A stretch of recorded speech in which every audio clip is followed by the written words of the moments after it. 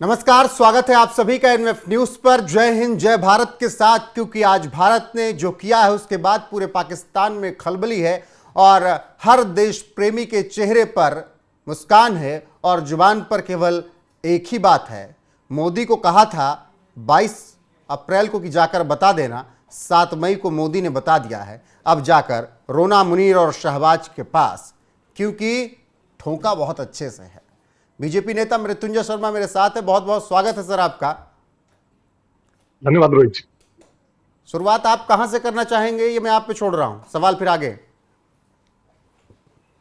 नहीं रोहित जी, एक तरह से मेरे ख्याल से पूरे देश के लिए, पूरे देश को इंतजार था इस बात का कि हम किस प्रकार से जो ये आतंकी हमला, नृशंस हत्या हुई थी 22 तारीख को, और वो भी एक तरह के एक मोडस ऑपरेंडी था जिसमें लोगों से धर्म पूछा गया। इससे ज्यादा नृशंस कुछ नहीं हो सकता, और उन्हें चुन चुन कर मारा गया। उसके लिए पूरा देश एक तरह से इंतजार कर रहा था कि किस प्रकार से इस जो दुस्साहस का हम क्या बदला लेने वाले हैं, क्या करने वाले हैं। एक प्रकार से मुझे कहें कि आशा तो सबको थी, सबको पता था, हर किसी को ये, हर कोई आश्वस्त था कि इसका जरूर कुछ ना कुछ जवाब दिया जाएगा। सब इंतजार कर रहे थे बस मोटा मोटा, और हम सभी इंतजार कर रहे थे कि क्या एक्शन लिया जाएगा। कल रात एक्शनों की शुरुआत हुई है। मैं इसको शुरुआत कह रहा हूं फिर से रोहित जी। मैं अभी भी मानता हूं, मेरे पास कोई अलग जानकारी नहीं है आपसे, क्योंकि डिफेंस के मामले हैं, सबको बराबर ही जानकारी होती है। लेकिन मैं फिर भी आपको एकदम कॉन्फिडेंस के साथ कह सकता हूं, जितना मैं सरकार को जानता हूं और सरकार के मुखिया मोदी जी को जानता हूं, कि सिर्फ शुरुआत होगी। और आप देखिएगा आगे जितने भी लोग इसमें सम्मिलित रहे हैं, चाहे वो ऑर्गेनाइजेशन जो इसमें शामिल रहा है, जो लोग शामिल रहे हैं, उनके जो आका इसमें शामिल रहे हैं, हर किसी को जस्टिस देखना पड़ेगा, उनको भुगतना पड़ेगा जो उन्होंने किया है।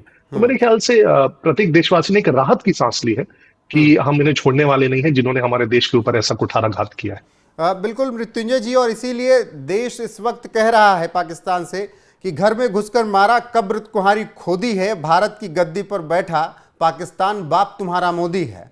तो देश इस वक्त यही बात कह रहा है। लेकिन सवाल जिस तरीके से आपने कहा कि हर एक आतंकी, हर एक आतंक के पनाह देने वाले को जस्टिस से गुजरना होगा, जो कि भारतीय सेना ने भी कहा प्रेस कॉन्फ्रेंस के दौरान, तो ऐसे में अजहर के पूरे परिवार को, मसूद अजहर के पूरे परिवार को ख़त्म कर दिया गया। 10 लोग उसके फैमिली में थे, 4 लोग उसके रिलेटिव में थे, जिसमें बहन, बहनोई, भांजा भी था। सबको उड़ा दिया, सीधे मिसाइल दाग दी। और अब अजहर कह रहा है कि मुझे क्यों छोड़ा, वो भीख मांग रहा है कि मुझे भी मार देते तो ठीक था। बिल्कुल, ये दिन देखना होगा। और देख लीजिए आप रोहित जी, सबसे बुरा क्या है, हम सभी को पता है कि ये जो आतंकी हमले हुए थे, उसमें उसमें जो संस्था शामिल है, ये सभी के सभी पाकिस्तान द्वारा पोषित है। इसमें आप जैश ए मोहम्मद की आपने बात की, लश्कर ए तैयबा की बात कीजिए, हिजबुल मुजाहिदीन की बात कीजिए, सब के सब पाकिस्तान में हेडक्वार्टर्ड है। सबसे बड़ी विडंबना यही है कि दुनिया के जो सबसे बड़े आतंकी संगठन हैं, वो पाकिस्तान में न सिर्फ बेस्ड हैं, बल्कि खुलेआम उनके हेडक्वार्टर्स हैं, उसके मुखिया घूमते हैं, उनकी फैन फॉलोइंग है, वो भाषण देते हैं, पब्लिक अपीयरेंस में जाते हैं। तो इस प्रकार का देश, मेरे ख्याल से पाकिस्तान न सिर्फ भारत के लिए बल्कि पूरे विश्व के लिए एक बहुत बड़ा खतरा है। पूरे विश्व का अगर आतंकवाद का केंद्र बोलेंगे तो पाकिस्तान है, और इसलिए बहुत जरूरी है। सबसे पहला, इनफैक्ट आज का जो अटैक्स था, आप देखेंगे सरकार ने भी बोला है कि टारगेटेड अटैक्स थे। पाकिस्तान के किसी भी मिलिट्री स्टैब्लिशमेंट पर अटैक नहीं किया गया है, किसी सिविलियन पे नहीं किया गया है। किस पे किया गया है? जो टेरर आउटफिट्स हैं उन पे अटैक किया गया है। जो 9 पॉइंट्स इनफैक्ट सेना ने जो ब्रीफिंग दी है, उसमें लश्कर ए तोयबा के, हिजबुल मुजाहिदीन के और जैश ए मोहम्मद के, वहां पे या तो उनके हेडक्वार्टर्स हैं या उनके बहुत प्रमुख वहां पे केंद्र थे, उन पर अटैक किया गया। और मेरे ख्याल से आगे जाते हुए आप देखेंगे इस चीज को, कि अभी तो बस शुरुआत है कि जो उसमें डायरेक्टली इन्वॉल्व थे ऑर्गेनाइजेशंस, उनको अटैक किया गया। लेकिन इनसे भी ज्यादा जो गुनाहगार है वो इनके आका है, क्योंकि ये भी किसी से हैंडल होते हैं, कोई इनके हैंडलर्स है, कोई इनको आदेश देता है। तो उन पर जब तक उन पर आप कार्रवाई नहीं करेंगे, तब तक इसका चेन नहीं टूटेगा। ये कोई आज का एक आइसोलेटेड इंसिडेंट नहीं है। ये हो सकता है पहलगाम एक बार हो गया, आपने अटैक कर दिया, कल को और कुछ कर सकते हैं। तो बहुत जरूरी है कि उनकी रीढ़ की हड्डी तोड़ी जाए और आगे कभी इस प्रकार का वो दुस्साहस करने का प्रयास न करें। मृत्युंजय जी, इस देश में पिछले 13 दिनों में लोगों ने कहा, वो पंचायत जो वेब सीरीज आई थी उसका एक डायलॉग कि करते रहिए मीटिंग मीटिंग, अलवा मीटिंग, कुछ नहीं करेंगे। उसके बाद आज ये लोग नज़र नहीं आ रहे हैं। जो राफेल का मजाक उड़ा रहे थे, नींबू मिर्ची कह रहे थे, लगा के स्वागत तो किया था, अब खिलौना बना के रखा है क्या, वो सब अब नज़र नहीं आ रहे हैं।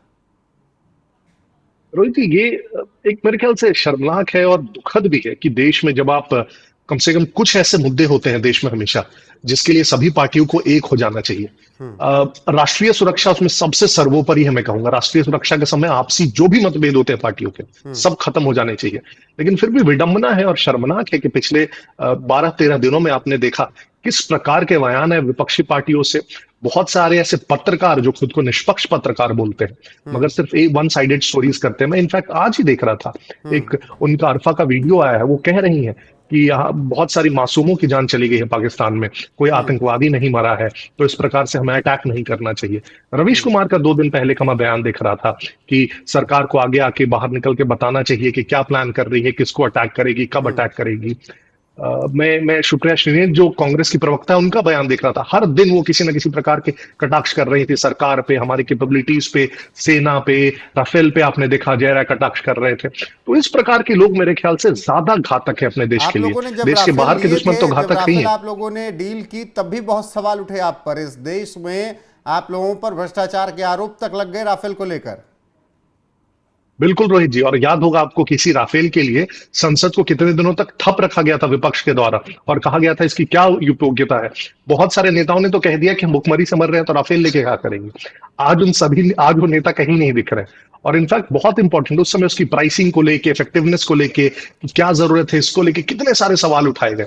मुझे लगता है फिर से मैं वही कह रहा हूं कि राष्ट्रीय सुरक्षा वो मुद्दा होता है जिसमें सभी पार्टियों को एकजुट हो जाना चाहिए। उसमें किसी भी प्रकार के अगर मतभेद भी हो तो उसे बंद कमरों में सुलझाना चाहिए। उसको कभी भी आप पब्लिक फोरम्स पे आके आप खुद देखिए, बहुत सारे जो हमारे नेताओं और पत्रकारों द्वारा कमेंट्स किए गए, जो वीडियोस निकाले गए अजय राय जी के द्वारा या और भी नेताओं के द्वारा, वो सब पाकिस्तानी मीडिया ने यूज किए। आप देखिए पाकिस्तानी मीडिया उसको कितना बढ़ा चढ़ाकर अपने टीवी चैनल्स में यूज करके ये दिखाने की कोशिश कर रहा था कि भारत में खुद अंदर में सब एकजुट नहीं है और विरोध में सरकार की उसे अटैक नहीं करना चाहिए। तो अपने देश को अंदर से कमजोर कर रहे हैं अगर इस प्रकार का कुछ कर रहे हैं। लेकिन मृत्युंजय जी, कई यूट्यूब चैनल आप लोगों ने बंद करवा दिए राष्ट्रीय सुरक्षा का हवाला देकर। मामला इतना बड़ा था, व्यूज आते, पैसा आते सबके पास, आप लोगों ने उस पर भी स्ट्राइक कर दिया और फिर कहा गया कि अघोषित आपातकाल तो लगा ही है भारत में भी। बहुत अच्छा सवाल है रोहित जी। लेकिन इसको जनरलाइज करके पूछने से, आपने जो जनरलाइज करके पूछा, बस एक एग्जांपल दूंगा उसमें 4 PM उसके जब मैंने थंबनेल्स देखे मुझे लगा कि ये न्यूज चैनल अब तक क्यों चल रहा था हमारे देश में। वो लग रहा था कि मतलब या तो कोई फिक्शनल स्टोरीज होती हैं या कोई कुछ भी लिख दे रहे हैं देश के खिलाफ। उसमें अमित शाह इस्तीफा दे रहे हैं, नरेंद्र मोदी अब नहीं रहेंगे, पाकिस्तान भारत पे अटैक कर देगा। इस प्रकार के क्या क्या थंबनेल्स थे उसके वीडियोस के। मेरे ख्याल से उस प्रकार के न्यूज चैनल्स को आप न्यूज चैनल्स ना बोले, एंटरटेनमेंट चैनल्स बोले। लेकिन इस प्रकार के एंटरटेनमेंट चैनल्स जो अपने ही देश की सुरक्षा से खिलवाड़ करें वो घातक है, उन्हें नहीं ही चलना चाहिए। अच्छा, एक सवाल और इस वक्त चल रहा है और तमाम लोगों ने ये बात भी कही कि 22 अप्रैल को शाम को आतंकवादियों ने कहा था जाकर मोदी को बता देना, और 7 मई को मोदी ने बता दिया है। बिल्कुल रोहित जी, और एक चीज आप देखिए, हम लोगों ने करीब करीब 15 दिन लिए अपना पहला स्ट्राइक करने के लिए। फिर से मैं इसे पहला स्ट्राइक बोल रहा हूं बार बार रोहित जी। अब देख लीजिए, विश्व के जो सबसे ताकतवर देश है, आपको यूएस का याद होगा, जब 9/11 हुआ था यूएस को करीब करीब 25-26 दिन के बाद उसने अफगानिस्तान पर स्ट्राइक किया था। क्योंकि आपको प्रिपेयर करना होता है खुद को, अपने सारे मिलिट्री एस्टैब्लिशमेंट्स को, अपनी पूरी सेना को। इसराइल के ऊपर जब अटैक हुआ था गाजा हमास के द्वारा, तो उसने गाजा पर हमला करने के लिए करीब करीब 20 दिनों का समय लिया।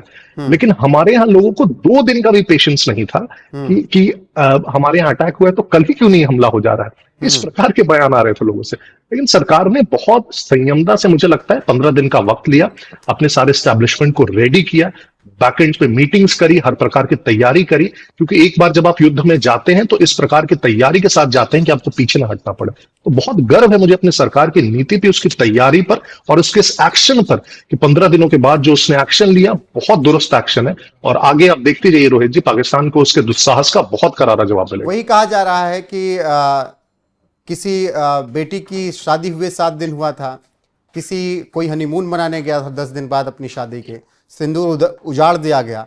और आज अगर 13 दिन हुए हैं, 13वीं हिंदू धर्म के रीति रिवाज के हिसाब से जो लोग की हत्या हुई, मारे गए, उनकी 13वीं है।